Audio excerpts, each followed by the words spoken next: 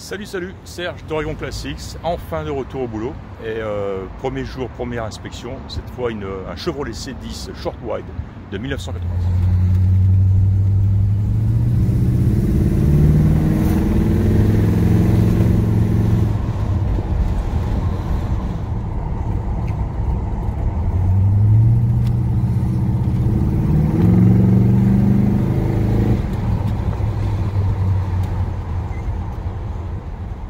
Ce Chevrolet C10 de 1986 qui méritait que je vienne le voir. C'est un magnifique véhicule. Hein. C'est un véhicule qui a été restauré très récemment. Je crois qu'il a 900 quelque chose, 950 miles au compteur. Ils ont dû le remettre à zéro, j'imagine, après la restauration. Donc c'est très récent, c'est encore tout neuf. Hein. C'est le gars qui a fait ce boulot a fait un très bon boulot. Un petit mais cependant, hein, il y a 2-3 petites bricoles à signaler, mais globalement un véhicule exceptionnel. Mécaniquement il est parfait, il est impressionnant à rouler de la même manière. Il est la boîte, les vitesses passent encore mieux que sur mon Chevrolet Tahoe de 2013.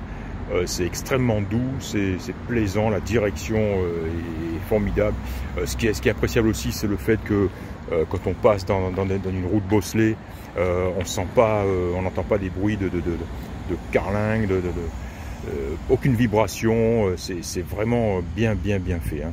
Vraiment agréable à conduire. L'accélération aussi fantastique, le son, on va l'écouter aussi. Il est magnifique.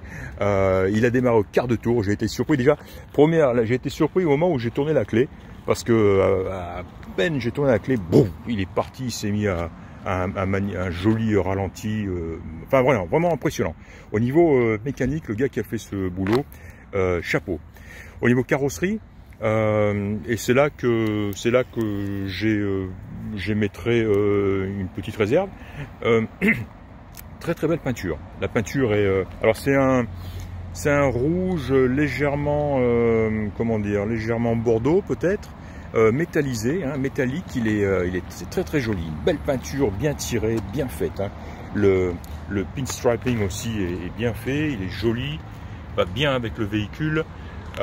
Voilà, tout ce qu'on voit sur le véhicule semble neuf. Je veux dire, tous les chromes, les emblèmes, les pare-chocs, la calandre, les joints de fenêtres, tout ce qu'on voit actuellement semble neuf, hein, et neuf de toute façon, quoi, hein. C'est clair que le gars qui a fait cette restauration, encore une fois, c'est pas le premier, a dû dépenser 2 fois le prix que Memory Lane demande de ce pick-up. Hein. C'est triste, mais c'est comme ça. Hein. Voilà, le seul défaut, non, j'ai noté 2-3 petits défauts. Celui qui est le plus évident, le plus flagrant, c'est l'alignement de cette porte, la porte passager. On voit ici un jour assez important, hein, on le voit ici. Et quand on se met face au véhicule, on voit même que la porte n'est pas exactement collée au montant comme elle l'est de l'autre côté. En plus, cet effet est encore plus évident puisque la gouttière de toit a été éliminée sur ce véhicule. Donc ce genre de défaut est encore plus visible, plus flagrant. Mais alors c'est juste ici, encore une fois, le haut de la porte qui semble être un petit peu trop écarté de la carrosserie, du châssis, même si les alignements verticaux par exemple, eux sont très jolis, hein, tout à fait dans les normes, hein. Donc voilà, on va aller voir de l'autre côté où ce phénomène ne se produit pas. Là on voit que la porte elle est même légèrement entrée par rapport au toit, hein. Si je me mets face, voilà, là on voit pas la porte.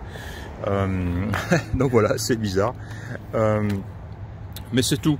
Après au niveau intérieur, en tout cas c'est très joli, c'est nickel, hein. Alors la personne qui m'a demandé de faire cette inspection était inquiète après avoir vu des traces à l'intérieur ici. Alors ces traces en fait ce sont des résidus de cire, hein, de ce produit pour faire briller une peinture. J'ai oublié le nom, ça va me revenir. Mais et en fait, ces résidus se sont accrochés sur des parties qui ne sont pas parfaites, qui ne sont pas parfaitement lisses. On en voit ici, on le sent au doigt. On le voit aussi ici, hein, des petites, comment dire, voilà, la peinture n'est pas parfaitement lisse.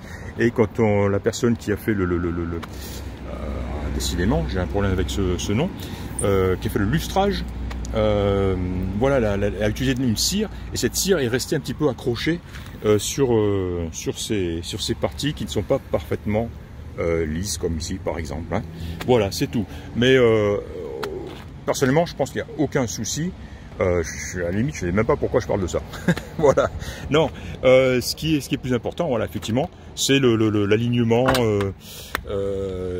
longitudinal, comment on va dire, hein, l'alignement de la porte côté passager. Autre petit défaut de peinture, je les ai repérés ici. On voit ici une légère retouche. Est-ce qu'on la voit? Oui, je pense qu'on la voit, hein, sur mon doigt. Et là aussi, une drôle de retouche. On dirait un petit badigeonnage de je sais pas quoi. Alors c'est pas tout à fait dans la couleur de la peinture, c'est un peu plus clair, un peu plus orangé.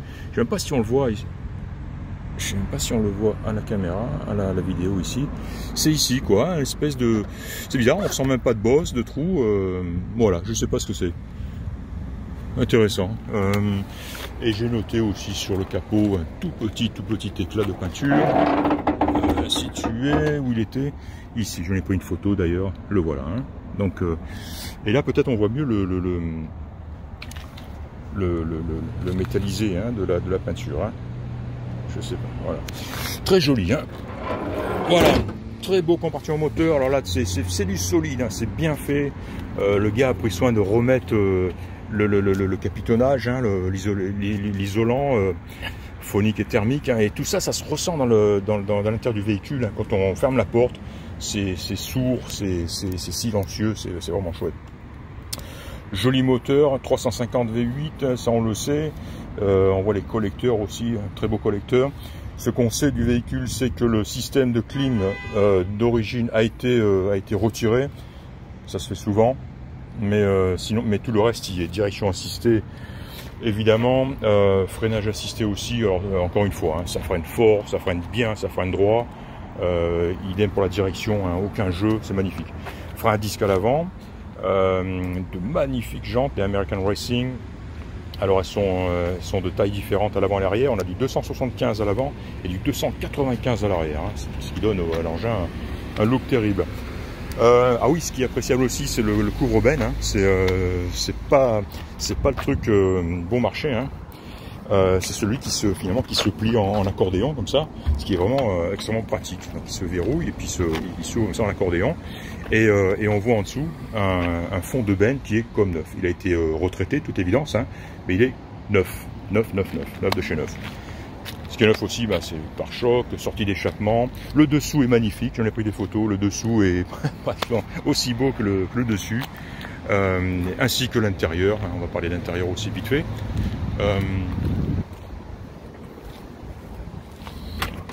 Et un magnifique volant. J'aime beaucoup ce volant. C'est une espèce de plastique bakélite là, un peu. J'ai l'impression que c'est un peu gris foncé là. C'est vraiment joli. C'est vraiment agréable au toucher. Un joli klaxon aussi. Enfin, c'est vraiment, tout ceci est de très bon goût, hein. Une belle banquette aussi. Alors, à noter qu'elle est équipée de ceinture de sécurité 3 points, ce qui est une bonne chose. Elle n'est pas équipée de ceinture de sécurité au milieu pour la 3e place, ce qui peut être facilement arrangé par la pose d'une ceinture de lap belt, hein, une ceinture de bassin de hanche-coin. Voilà, les panneaux de porte aussi sont en très bon état. C'est vraiment appréciable, hein. La peinture a été faite, mais même à l'intérieur, hein, même sur les endroits cachés, on voit une peinture de belle qualité. Quoi dire, elle a un super sono aussi, un autoradio Sony, avec ce caisson de haut-parleur ici. C'est bien fait parce que ça enveloppe bien la cabine. Le son est très bon et résonne bien dans la cabine, c'est vraiment agréable, hein. Voilà, tiens, en parlant de son, on va le mettre en marche.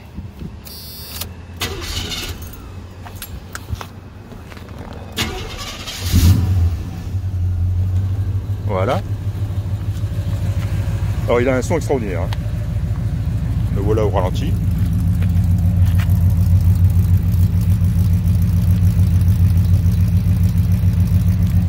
Et à l'accélération, évidemment, c'est beaucoup plus, beaucoup moins discret, on va dire.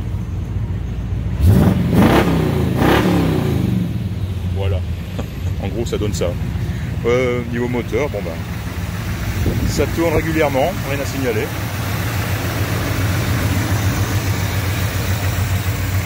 Voilà. Encore une fois, un produit de qualité, hein, sans aucun doute. Hein. De toute façon, s'il n'avait pas ce... Je pense que les gens de Memory Lane sont conscients de deux choses peut-être. Conscients donc enfin, je dis conscients dans le... Comment dire, par rapport au prix où ils l'ont affiché. Ils sont conscients qu'il y a ce problème d'alignement de la porte passager, et peut-être aussi même on peut dire porte conducteur. Une chose aussi à noter, c'est que les joints, tous les joints sont neufs évidemment. Hein, on le voit ici, et donc étant neuf, il faut vraiment, faut y aller franchement, hein, pour fermer la porte, hein, voilà, comme ça. Hein. Si on se contente de repousser la porte, hop, elle se ferme pas. Donc il faut y aller, quoi, hein, c'est tout. Hein. Oui, je disais, voilà, conscient de ce petit souci d'alignement de porte, et c'est tout, quoi. Et puis peut-être ces petits défauts de peinture que j'ai signalés, quoi. Mais sans ça, ils l'ont dit eux-mêmes, hein, de toute façon. Hein. Ils m'ont dit que c'est un pick-up, ça, un short wide dans cet état-là. Ils nous en auraient demandé 19 500, hein. C'est clair. Hein. Voilà, je me suis régalé à son bord en le conduisant. Tiens, on va fermer ça pour le voir un peu plus joli. On voit l'antenne aussi qui est inclue sur le pare-brise, intégrée dans le pare-brise. Voilà, je me suis vraiment régalé, hein. C'est la classe vraiment. Hein. Encore une fois, hein. Très bon feeling au volant, une belle accélération, un joli bruit, et on sent solide dedans, c'est tout, quoi. On se sent bien, on sent un truc sérieux, quoi. Voilà, en gros. Voilà, un short wide Chevrolet C10 de 1986. Je vais le ramener au bercail et me mettre à l'ombre parce qu'il fait très chaud à Portland. À bientôt, au revoir.